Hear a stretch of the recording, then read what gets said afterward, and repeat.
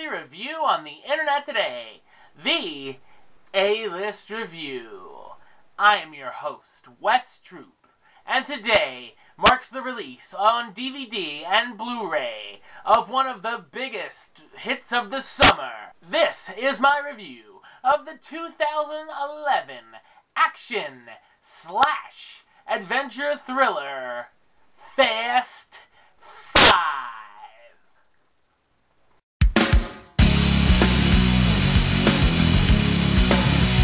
Fast 5 sees Dominic and the gang getting into trouble with the law once again.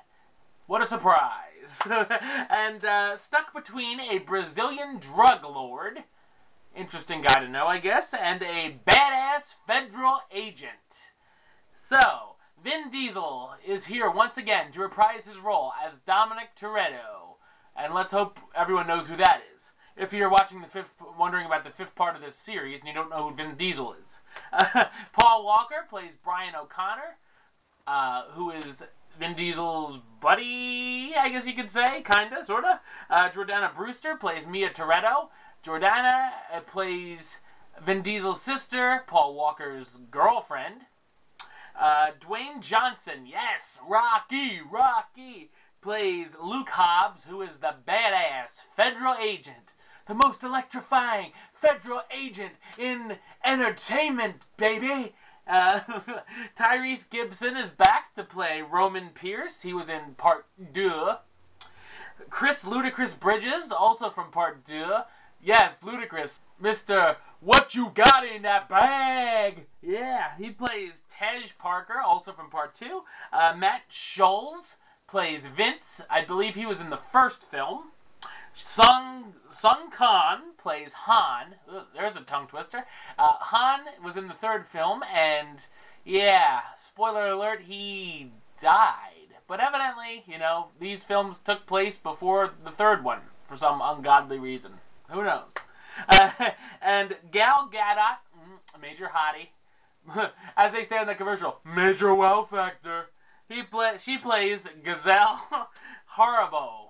An interesting character from the fourth part of the series, but I had no idea. I don't remember her. Alright, so what did I think of Fast 5? Is it an awesome ride down a fast highway, or is it a drive right down a ditch? Fast 5, I thought, is a well-made, exciting action flick. As the fifth part of a franchise, it's odd to hear things when this came out like, best part of the series, the best action movie I've ever seen, my god, I just fainted right in the alleyway, and some hot chick had to do mouth-to-mouth to me. Okay, that was me, but alright. Anyway, it's odd to hear things like that. But Fast 5 is the exception, I think. It's a very good film, and it possibly very well could be the best Fast and the Furious film. I like the first one a lot, but this one, you know, this one's good. It's up there. It's got great action, of course, you would think.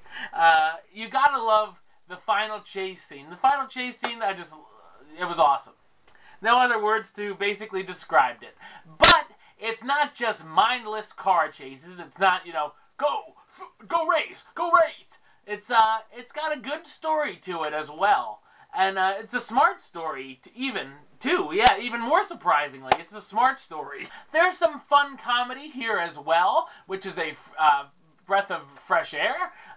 Because I had said earlier, when I reviewed the other films back this past year, that some of the films, I thought they just took them a little too seriously and just needed to let loose a little bit. So it's nice to see, you know, a fun, entertaining script.